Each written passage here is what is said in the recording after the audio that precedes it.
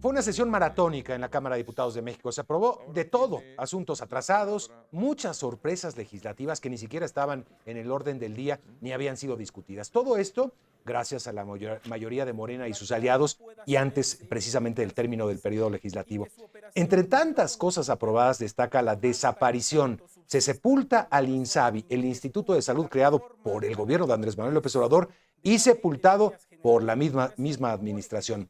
El INSABI será sustituido por el IMSS Bienestar. Hablaremos del tema. Otros asuntos importantes tienen que ver con las Fuerzas Armadas. Los diputados aprobaron que la Secretaría de la Defensa Nacional opere el Tren Maya de forma indefinida, según la lectura de los opositores, y también destinar más recursos a las labores de las Fuerzas Armadas en México. Asimismo, se aprobó que las Fuerzas Armadas operen el espacio aéreo mexicano y no una entidad civil como era hasta ahora. Esto se suma a lo aprobado en días recientes que da luz verde a la Secretaría de la Defensa Nacional para que opere una línea aérea comercial. También una nueva iniciativa de ley de ciencia y humanidades fue aprobada y hay mucha polémica en el sector académico. No fue debatida como se habían prometido 7 foros abiertos, solamente se realizaron 2 y esa es una de las quejas del sector académico. Todo esto pasará al Senado para su ratificación o eventual modificación. Comenzamos.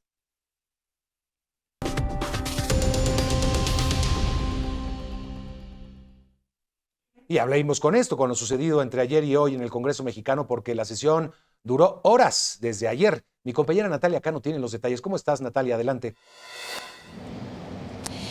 ¿Qué tal, Mario? Un gusto saludarte. Bueno, ya lo decías tú, más de 24 horas duró esta jornada a la que diputados de oposición consultados por CNN describen como trágica y oscura. Y es que esta sesión del martes y que se prolongó hasta este miércoles en la Cámara de Diputados de México, pues representó un momento legislativo complejo tras la aprobación de iniciativas y de dictámenes por parte del partido oficialista Morena y sus aliados con mayoría en el Congreso de manera rápida, sin pasar por comisiones, dispensando trámites sobre temas que importan mucho a los mexicanos. Mario, uno de estos temas, por supuesto, es la salud, ya que fue aprobada la iniciativa de eliminar al Instituto de Salud para el Bienestar, el INSABI, que como bien decías, pues fue fundado en 2020 ya bajo la administración del presidente Andrés Manuel López Obrador, que ofrece atención médica y medicamentos gratuitos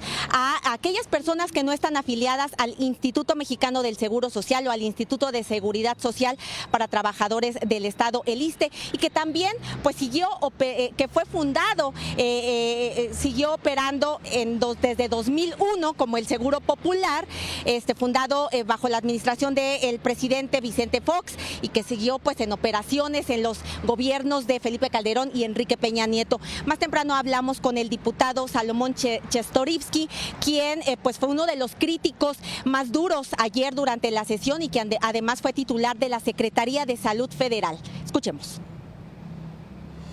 Y ese borrón y cuenta nueva, con una nueva institución que no tiene capacidades para atender a toda la población que no tiene seguridad social, pues es el fracaso que conocemos y lo podemos ver en cifras, ¿no? Vaya, no hay otros datos. 15 millones hasta el 2020 de personas dejaron de tener servicios de salud. 15 millones. México perdió 4 años de esperanza de vida al nacer. Mario, ya lo adelantabas tú, pues fueron aprobadas también otras iniciativas y de ello hablamos más temprano con Humberto Aguilar, él es diputado opositor del Partido Acción Nacional. Escuchemos. Aprobaron entregarle el Tren Maya al ejército, luego aprobaron militarizar el espacio aéreo nacional, luego aprobaron que este fideicomiso que entra por el turismo ahora se vaya directamente al Tren Maya, ¿no? Será operado pues también por el ejército y aprobaron también que la venta de los bienes nacionales no tuviera vigilancia ni controles. Mario, estas iniciativas y dictámenes serán discutidas y aprobadas o no por el Senado este jueves, pues antes de que concluya el periodo ordinario de sesiones el próximo domingo 30 de abril. Mario. Bueno, pues muchos cambios. Otros no pasaron. Por ejemplo, había una reforma laboral que ya había sido aprobada en comisiones que correspondía a la reducción de 48 a 40 horas de trabajo a la semana para los mexicanos. Esto no prosperó, era una propuesta de Movimiento Ciudadano, pero fue detenida por la bancada de Morena, porque esta sí que requería un cambio constitucional, ese es el argumento, pero fue frenada, así que no prosperó. Pero hay mucho que conversar. Gracias, Natalia Cano, con el reporte. ¿Cómo puede clasificarse, la desaparición del INSABI? Un instituto creado en 2019 bajo una iniciativa del presidente Andrés Manuel López Obrador para sustituir al otrora Seguro Popular. ¿Y qué podemos esperar ahora de la integración del IMSS Bienestar? Vamos a comentarlo con un especialista, el doctor Javier Tello, analista en políticas de salud. Gracias por estar con nosotros, doctor, bienvenido. Primero preguntarte, parece que es la reiteración, o por lo menos la confirmación, esta acción legislativa, de que fue un fracaso el INSABI, como mucho se había criticado. ¿Fue un fracaso? Mira, Mario, lo que pasa es que no coincido y te voy a decir por qué. Es muy interesante, ¿eh? El INSABI cumplió exactamente para lo que fue creado. El problema es que no fue creado para lo que la gente piensa. Todo el mundo piensa que el INSABI venía a sustituir al Seguro Popular en cuanto a proveer de servicios de salud, pero no es así. El INSABI fue creado exclusivamente para adueñarse, para apropiarse de los fondos del Seguro Popular y estar manejando posteriormente los fondos para la salud. Lo podemos ver porque desde sus directivos nadie era un experto en salud.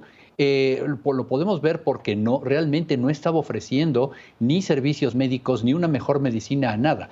El INSABI se creó en el 1 de enero de 2020. La gente recordará, sin reglas de operación, ante un caos espeluznante. Los pacientes que tenían Seguro Popular no sabían qué hacer, porque fue creado específicamente para poder terminar con esta piedra en el zapato para este gobierno, que era el Seguro Popular. Entonces se le asignaron todos los recursos. En el camino, y hasta el día de hoy, pues se dedicó a no sé qué hacer con más de 100,000 millones de pesos del Fondo de Gastos Catastróficos, que fueron pasados de una bolsa a la otra tal vez. Pero hay reportes que nos dicen, como ya lo escuchábamos hace rato de Salomón Chertorivsky, cómo se perdieron servicios de salud en esto. Y es que, otra vez insisto, el INSABI fue creado exclusivamente para administrar el dinero de la salud. Crearon una institución que después hizo las compras consolidadas de medicamento, fallidas todas, que contrató a la UNOPS y luego la tuvo que descontratar para estas mismas compras consolidadas de medicamentos. Realmente, bueno, para lo que se trataba de hacerse de estos fondos, no tuvo ningún fracaso. Si esperábamos que nos ofreciera servicios de salud, no es así, porque no era esa la función. No era la intención, tal vez quieres decir, Javier, perdóname, pero vaya, en términos, y lo dice la página del propio INSABI, del propio gobierno, el INSABI tenía por objeto proveer y garantizar la prestación gratuita de servicios de salud, medicamentos y demás insumos asociados a las personas sin seguridad social. Lo que tú hablas básicamente es la intencionalidad política que se le quiso hacer. Tal vez un instrumento para ir desapareciendo o desaparecer por decreto, ¿no? Pero por supuesto, porque fíjate que a la larga, esto, exactamente lo que tú me estás diciendo, es lo que estaba haciendo IMSS Bienestar, pero lo estaba haciendo desde el año 2021. IMSS Bienestar, que es ¿cómo se llama? La centralización de todos los servicios estatales de salud bajo la misma marca. Hoy que IMSS Bienestar ya tiene una consolidación que lo ha dicho Zoé Robledo, está yendo hacia adelante para proveer de esos servicios de salud con esa gratuidad que ya existía. Es exactamente los mismos servicios de salud de los estados, pero ahora todos pintados del mismo color. Ya no tiene una razón entonces el INSABI para seguir administrando dinero. Ahora, pero hay consecuencias, Javier, es decir, nos agarró esto aparte con los dedos en la puerta, como se dice coloquialmente, porque nos agarró en medio de una pandemia. uno se preguntaría si realmente fue un fracaso, no funcionó, cuántas muertes se pudieron haber evitado si hubiese funcionado bien el sistema de salud mexicano, por dar un ejemplo. Hemos estado documentando contigo incluso pues muchos desabastos de medicamentos que han afectado a muchas familias en temas de cáncer, en temas de VIH, por ejemplo. A lo que voy, tenemos un sistema de salud que no está funcionando. Se desaparece el INSABI. ¿Qué nos garantiza que el IMSS Bienestar, que dices que ya ha estado funcionando, vaya a cubrir toda esa gama de problemas? Nada, nada nos lo garantiza, te voy a decir por qué. Esta discusión que hemos tenido y que hemos platicado tú y yo, y que si Dinamarca y que no sé qué, se basa en el supuesto de que tengamos un sistema de salud que esté funcionando, pero que tenga un financiamiento. El Seguro Popular era un fondo de financiamiento, era la manera de garantizar que los pacientes pudieran pagar algo. Hoy no lo tenemos.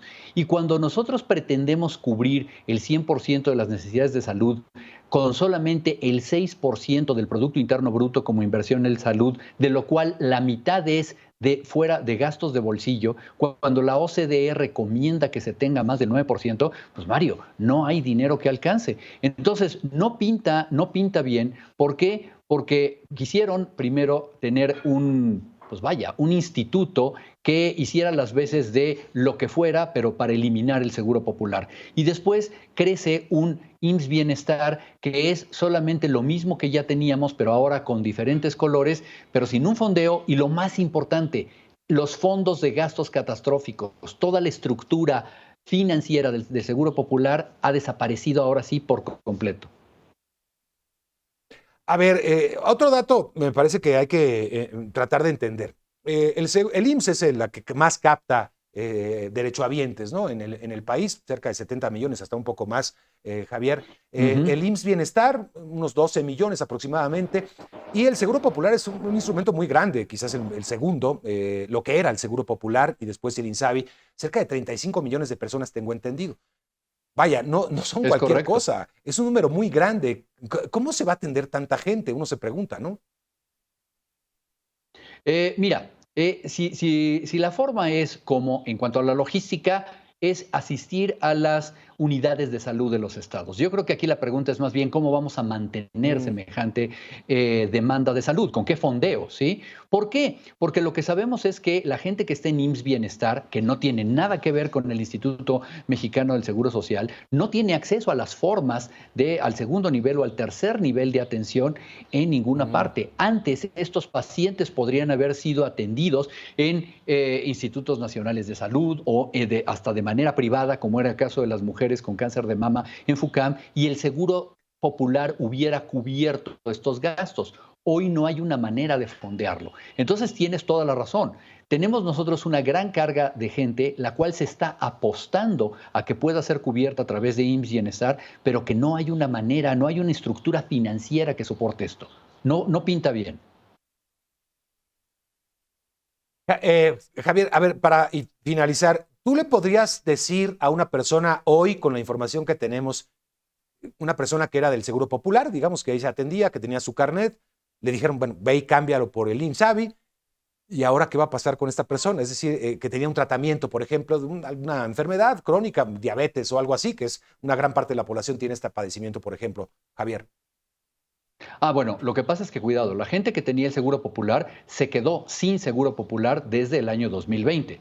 Todos ellos pasaron a atenderse a cualquier unidad de salud, porque hay que recordar que el INSABI no tenía clínicas ni una estructura física, vaya, no tenía ni siquiera un reglamento los días que nació.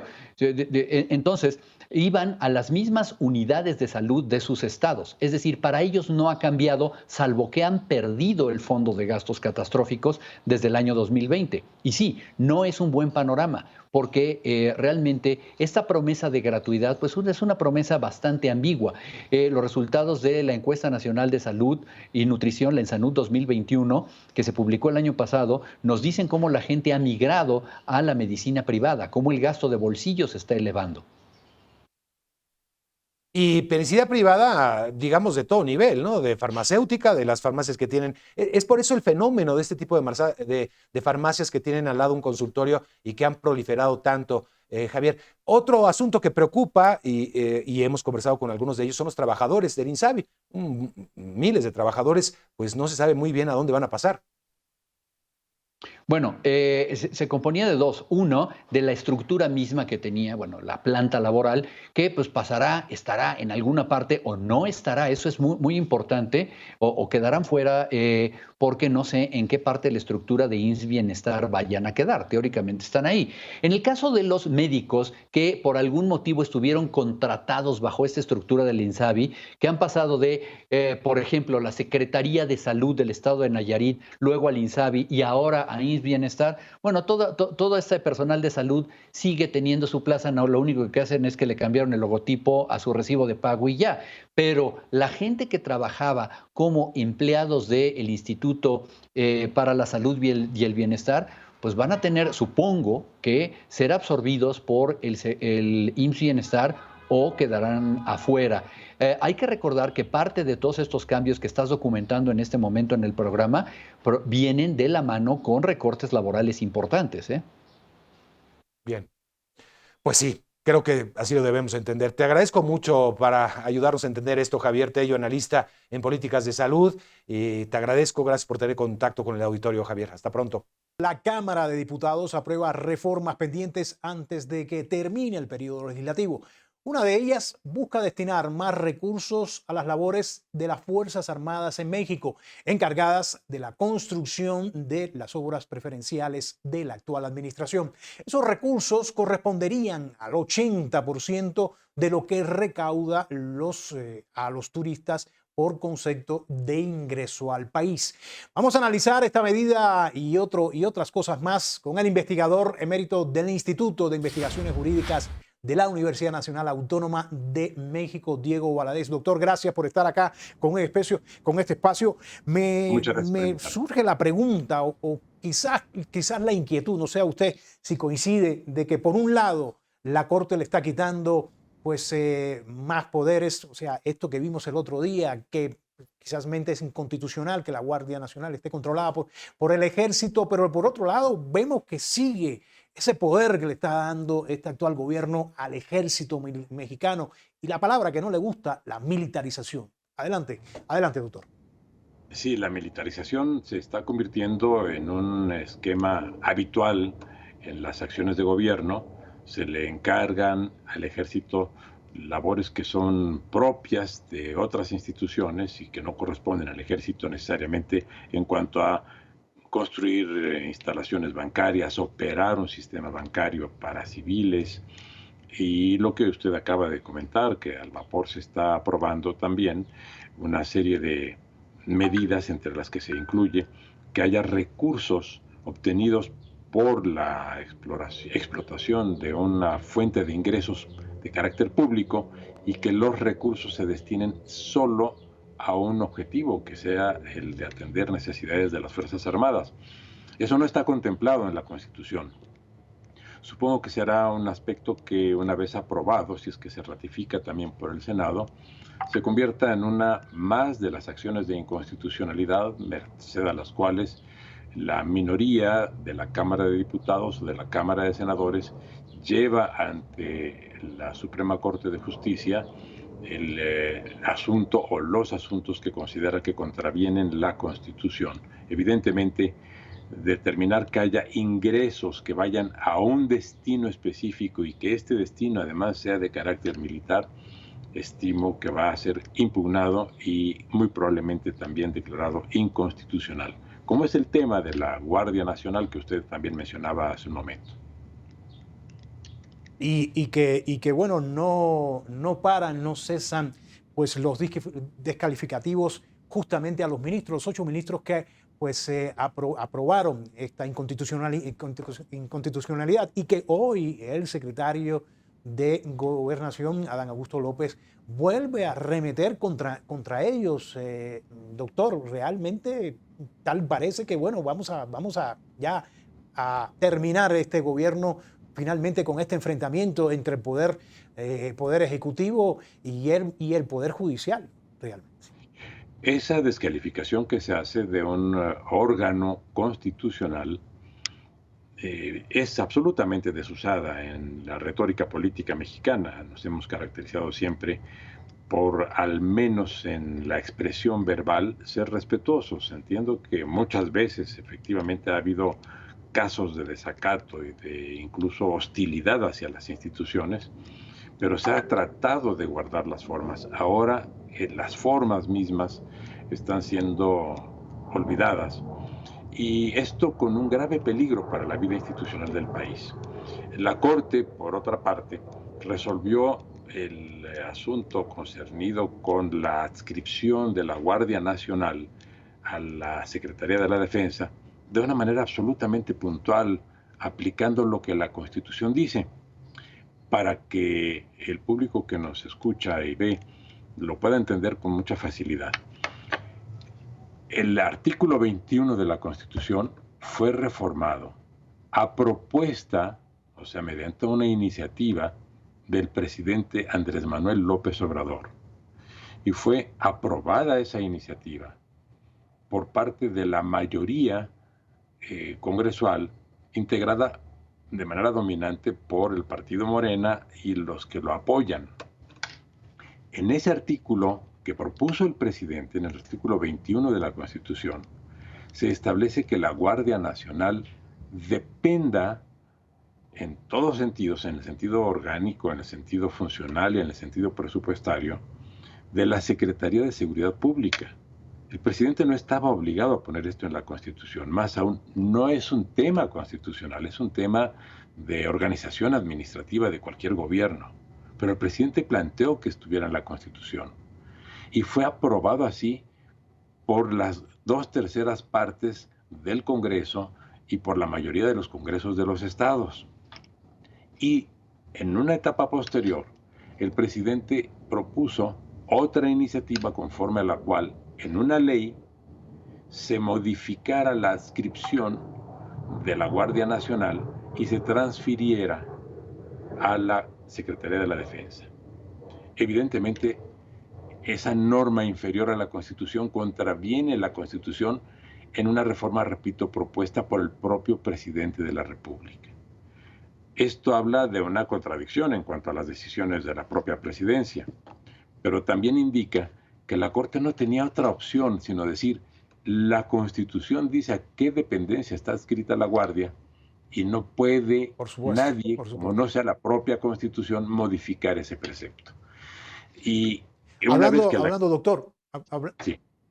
hablando de, perdón que lo interrumpa, pero hablando de contradicciones, usted le decía, me llama la atención, cuál explíquelo o no, pero cómo la Corte también, la Suprema Corte de Justicia, avaló que la Guardia Nacional vigile estaciones migratorias, cuando uno, bueno, no sé, pero por un lado está lo que sucedió la semana pasada, pero por el otro lado vemos esto no genera una cierta contradicción porque le está dando facultades a que eso deberían ser civiles en este caso, no sé, pero bueno, explíquelo usted, doctor.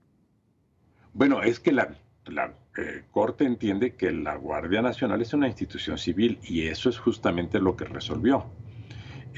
Permite la propia resolución de la Corte, sin embargo, que la readscripción de la Guardia, esto es que el regreso a la institución que le corresponde, que es la Secretaría de Seguridad Pública, se lleve a cabo hasta el 1 de enero o a partir del 1 de enero del año próximo, para no generar en este momento un desajuste en el orden presupuestario, porque ya el presupuesto está asignado a la Secretaría de la Defensa, y para no perturbar la continuidad de la acción de la Guardia Nacional. La Corte ha sido muy cuidadosa tanto en la preservación de la Constitución cuanto en no afectar la naturaleza del servicio que cumple la Guardia Nacional.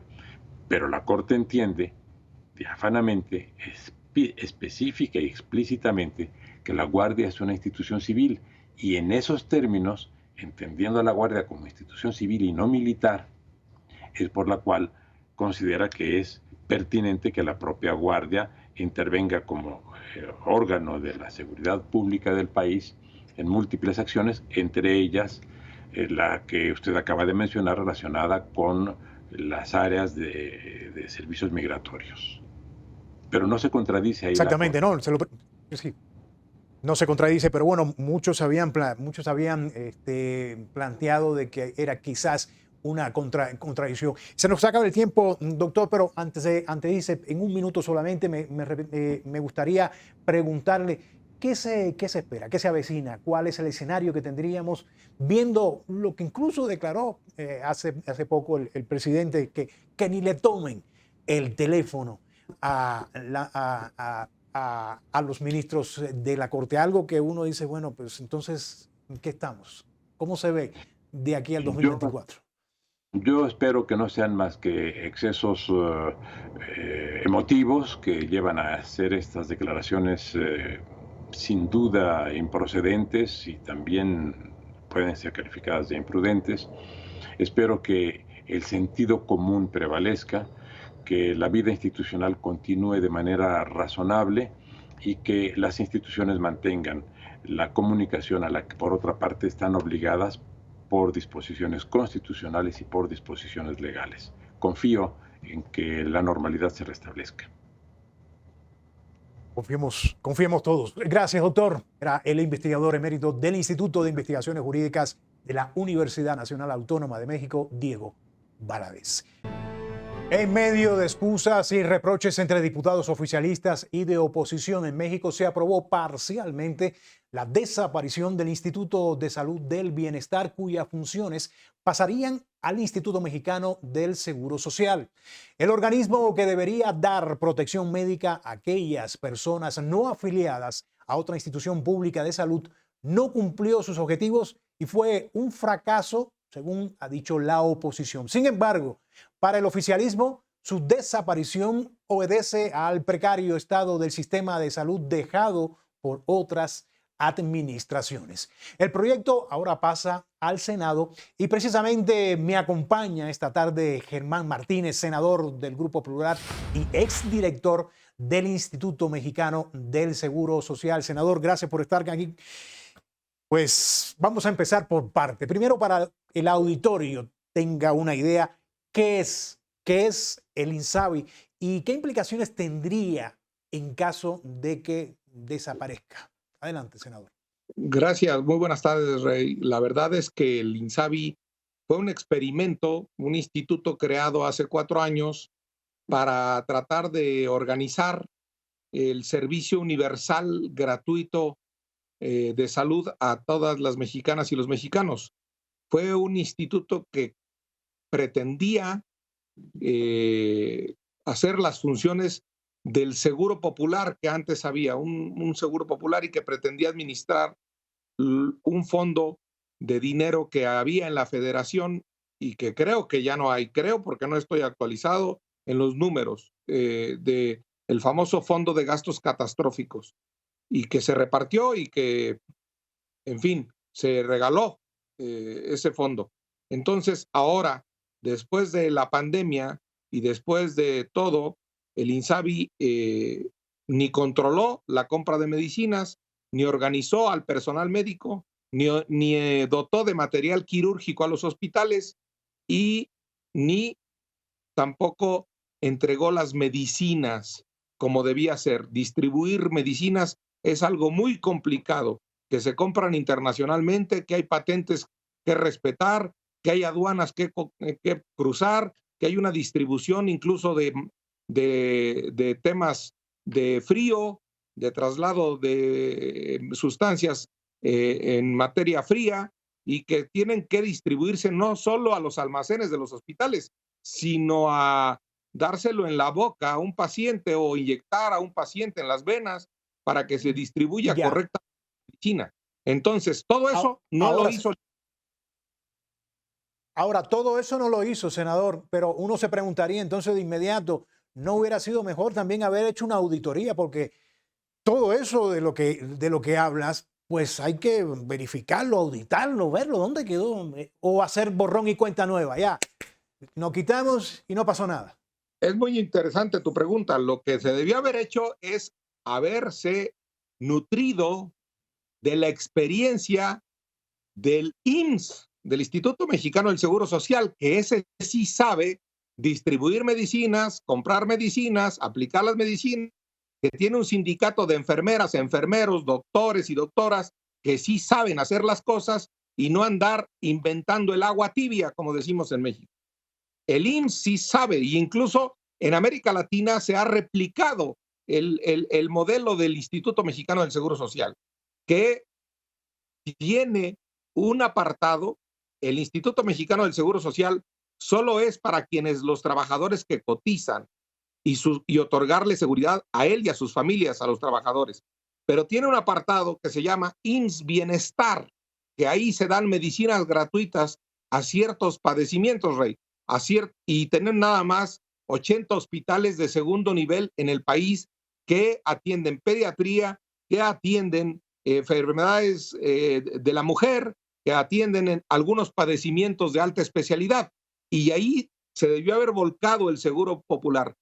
Hay constancia, perdón por decirlo en primera persona, pero hay constancia fehaciente y contundente, incluso mi renuncia al IMSS, en donde dije que debía atenderse al Seguro Popular y volcarse al Instituto Mexicano del Seguro Social. No se quiso hacer, Germán, no se quiso hacer, y eso es criminal. Ahora, Germán, no es pasarle la carga a un instituto, en este caso el Instituto Mexicano del Seguro Social, de que, bueno, tenemos conocimiento de que realmente no tiene las condiciones quizás o la infraestructura, el presupuesto, en fin, para enfrentar eso. Y esa parece ser que será la alternativa. Lo acabas de decir correctamente.